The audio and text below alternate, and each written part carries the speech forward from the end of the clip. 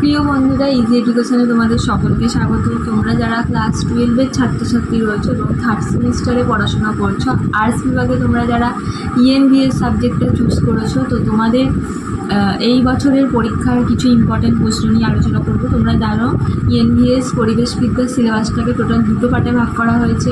প্রথমে তোমাদের যে অধ্যায়টা রয়েছে সেটা হচ্ছে বাস্তুবিদ্যার নীতি, আর সেকেন্ড পার্টটা হচ্ছে জীববৈচিত্র্য। তো তোমাদের প্রথম যে নামটা বললাম যে বাস্তুবিদ্যা নীতি, তাতে অনেকগুলো সাব পয়েন্ট রয়েছে।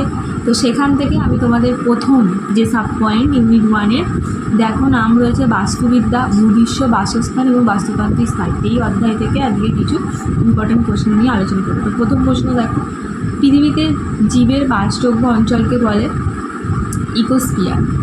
ভারতবর্ষের সামুদ্রিক ইকোজোন রয়েছে কতগুলি? 6টি। বাস্তুতন্ত্রের যেসব পদ্ধতির দ্বারা জীবজগৎ উপকৃত হয় সেগুলিকে বলা হয় বাস্তুতান্ত্রিক পরিষেবা। জীবমণ্ডলে জলভাগ এবং স্থলভাগের মধ্যে আন্তঃক্রিয়ার মাধ্যমে চক্রাকার পথে কিসের স্থানান্তর ঘটে? শক্তি।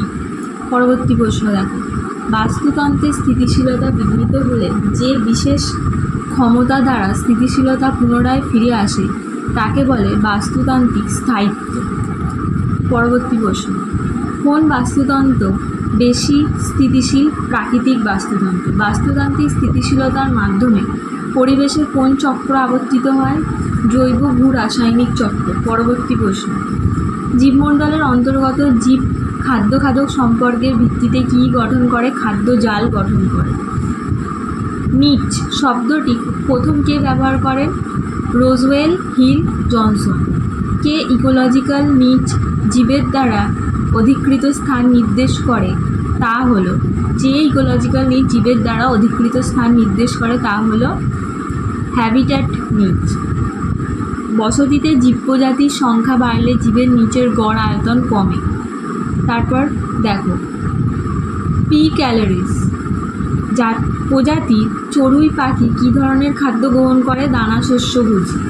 পৃথিবীর বৃহত্তম ইকোজেন হলো বোরিয়াল সিল। পৃথিবীর ক্ষুদ্রতম ইকোজেন হলো মিক্সডউ সমভূমি। সবচেয়ে ছোট ইকোজেনের উদাহরণ হলো ওসিয়ানিয়া। প্রতিযোগিতামূলক বহিষ্কার নীতিটিকার গ্যাসেল। বায়োস্ফিয়ার শব্দটি সর্বপ্রথম ব্যবহার করেন এডওয়ার্ড সুয়েস। বায়োস্ফিয়ারের গঠনগত এবং কার্যগত একক হলো ইকোসিস্টেম। কোন বিজ্ঞানী প্রথম ইকোসিস্টেম শব্দটি উদ্ভাবন করেছিলেন? AG Tansley. কোনো জীবগোষ্ঠী ও পরিবেশের মধ্যে পারস্পরিক সম্পর্কের ফলে সৃষ্ট পরিবেশকে কী বলা হয়? বাস্তুতন্ত্র। বাস্তুতন্ত্রের কোনো স্থানের উদ্ভিদ গোষ্ঠীকে বলা হয় ফ্লোরা। বাস্তুতন্ত্রের কোনো স্থানের প্রাণী গোষ্ঠীকে বলা হয় ফনা। বাস্তুতন্ত্রের জৈব উপাদানকে কী বলে? বায়োসিয়ন। বাস্তুতন্ত্রের অজৈব উপাদানকে কী বলা হয়? অ্যাবায়োসিয়ন। কোনো বাস্তুতন্ত্রে বসবাসকারী সমগ্র জীবকুলের সামগ্রিক ভরকে বলা হয় বায়োমাস। ল্যাটিন শব্দ স্প্যারা অর্থ কী? মণ্ডল। পৃথিবীর মধ্যে বৃহত্তম বাস্তুতন্ত্র কোনটি? বায়োস্ফিয়ার। কার্ল সয়ার মতে ল্যান্ডস্কেপ আসলে কেমন প্রক্রিয়া? চলমান প্রক্রিয়া। ল্যাটিন শব্দ হ্যাবিটেয়ারের অর্থ হচ্ছে ধারণ করা। ফেন হলো বাসস্থানের প্রকারভেদ পার্থিব। যে পরিবেশে এক বা একাধিক জীবপ্রজাতি প্রাকৃতিক, রাসায়নিক ও আপেক্ষিক অবস্থার মধ্যে সুস্থভাবে পারস্পরিক দেওয়া নেওয়ার ভিত্তিতে বেঁচে থাকে তাকে বলা হয় প্রাকৃতিক বাসভূমি বা হ্যাবিট্যাট। বিভিন্ন প্রকার জীবগোষ্ঠীর মিথস্ক্রিয়া এবং একে অপরের প্রতি নির্ভরশীলতা কী নামে পরিচিত? বায়োসিনেসিস। গ্রিক শব্দ বাথিস এর অর্থ কী? গভীর। সমুদ্রের পিলেজিক অংশে অবস্থিত গভীর বাসভূমিকে কী বলা হয়? ব্যাথিয়াল। সূর্যের আলো প্রবেশ করে না এমন সামুদ্রিক এলাকায় গড়ে ওঠা বাসভূমিকে বলা হয় অ্যাফেটিক। ইকোলজিক্যাল নিচ হলো বাস্তুতন্ত্রে কোনো জীবের কার্যকর ভূমিকা। বেন্থিক জীব পাওয়া যায় সমুদ্রের তলদেশে। বর্গ কিসের উদাহরণ? মিষ্টি জলের বাসস্থান।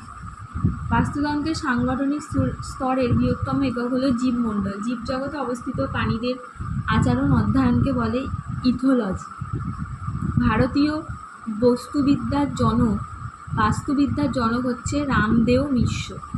ইকোলজি হলো জীব সম্প্রদায়ের বিজ্ঞান। এই মতবাদটি কার? ক্লিমেন্টস। পরবর্তী প্রশ্ন দেখো, ইকোলজি শব্দটি প্রবর্তন করে বিজ্ঞানী Ernst Haeckel. Fundamentals of Ecology বইটির লেখক ইউজিন ওডাম। বাস্তুবিদ্যাকে পরিবেশ সম্বন্ধীয় জীববিদ্যা নামে কে অভিহিত করেন? বিজ্ঞানী ওয়ামিং।